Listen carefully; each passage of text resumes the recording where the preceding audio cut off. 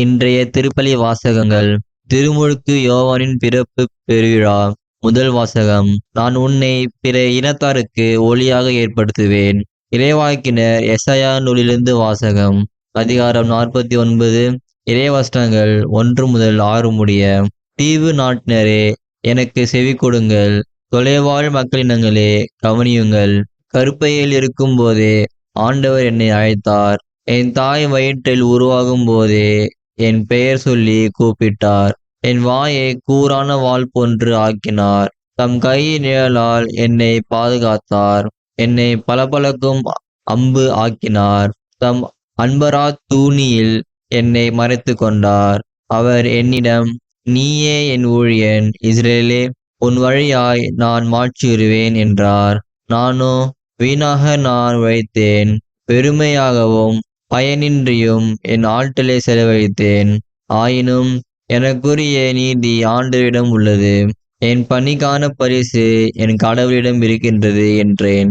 யாக்கோபை தம்மிடம் கொண்டு வரவும், சிதறுண்ட இஸ்ரேலை ஒன்று திரட்டவும் கருப்பிலிருந்தே ஆண்டவர் என்னை தம் ஊழியனாக உருவாக்கினார். ஆண்டவர் பார்வையில் நான் மதிப்பு பெற்றவன். என் கடவுளே, என் ஆற்றல். அவர் இப்பொழுது உரைக்கிறார். அவர் கூறுவது, யாக்கோபின் குலங்களை நிறுத்துவதற்கும் இஸ்ரேலில் காக்கப்பட்டோரை திருப்பி கொணர்வதற்கும் நீ என் ஊழியனாக இருப்பது எளிதன்றோ? உலகம் முழுவதும் என் மீட்பை அடைவதற்கு நான் உன்னை பிற இனத்தாருக்கு ஒளியாகவும் ஏற்படுத்துவேன். ஆண்டவரின் அருள்வாக்கு. இறைவனுக்கு நன்றி. பதிலுரை பாடல். திருப்பாடல் 139. இறைவசனங்கள் 1, 3, 13, 14 மற்றும் 15. பல்லவி. வியத்தகு முறையில் என்னை படைத்ததால் நான் உமக்கு நன்றி நவில்கின்றேன். ஆண்டவரே, நீர் என்னை ஆய்ந்து அறிந்திருக்கின்றீர். நான் அமர்வதையும் எழுவதையும் நீர் அறிந்திருக்கின்றீர். என் நினைவுகளை எல்லாம் தொலையிலிருந்தே உய்த்துணர்கின்றீர். நான் நடப்பதையும் படுப்பதையும் நீர் அறிந்துள்ளீர். என் வழிகள் எல்லாம் உமக்கு தெரிந்தவையே. பல்லவி. வியத்தகு முறையில் என்னை படைத்ததால் நான் உமக்கு நன்றி நவிழ்கின்றேன். ஏனெனில் என் உள்ளுறுப்புகளை உண்டாக்கியவர் நீரே. என் தாயின் கருவில் எனக்கு உரு தந்தவர் நீரே. அஞ்சத்தகு வியத்தகு முறையில் நீர் என்னை படைத்ததால் நான் உமக்கு நன்றி நவிழ்கின்றேன். செயல்கள் வியக்கத்தக்கவை என்பதை என் மனம் முற்றிலும் அறியும். பல்லவி. வியத்தகு முறையில் என்னை படைத்ததால் நான் உமக்கு நன்றி நவிழ்கின்றேன். என் எலும்பு உமக்கு மறைவானதன்று. மறைவான முறையில் நான் உருவானதையும் பூவுலகின் ஆழ்பகுதிகளில் நான் உருப்பெற்றதையும் நீர் அறிந்திருந்தீர். பல்லவி. வியத்தகு முறையில் என்னை படைத்ததால் நான் உமக்கு நன்றி நவிழ்கின்றேன். இரண்டாம் வாசகம்.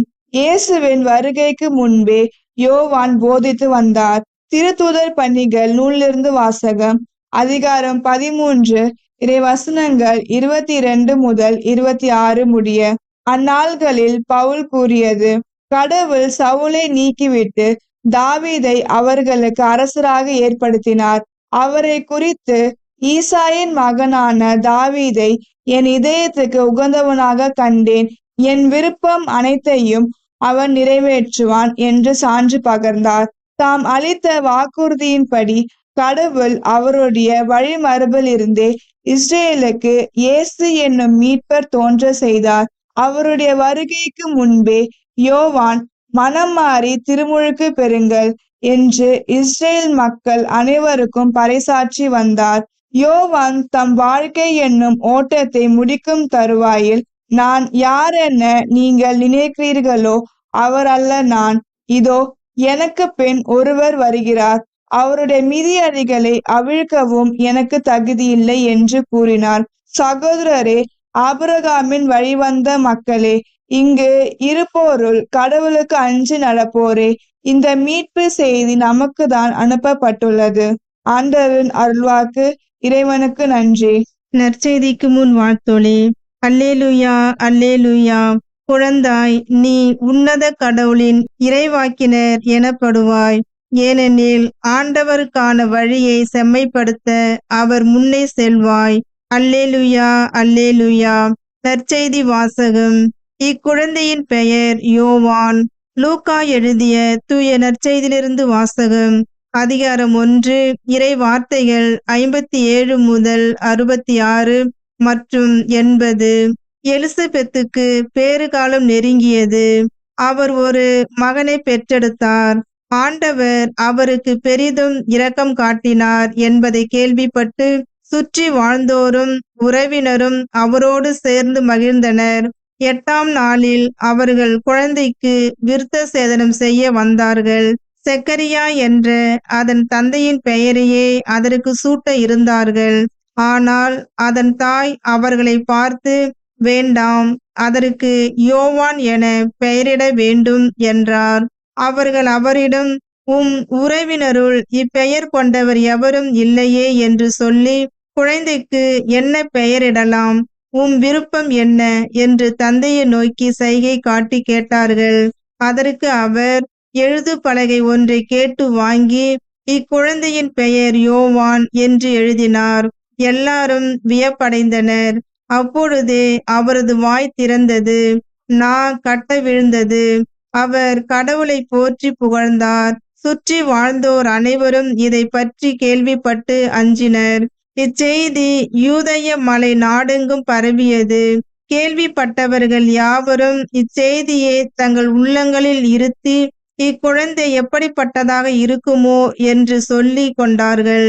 ஏனெனில் அக்குழந்தை ஆண்டவருடைய கைவன்மையை பெற்றிருந்தது. குழந்தையாயிருந்த யோவான் வளர்ந்து மன வலிமை பெற்றார். இஸ்ரேல் மக்களுக்கு தம்மை வெளிப்படுத்தும் காலம் வரை அவர் பாலை நிலத்தில் வாழ்ந்து வந்தார். ஆண்டவரின் அருள்வாக்கு. கிறிஸ்துவே உமக்கு புகழ்.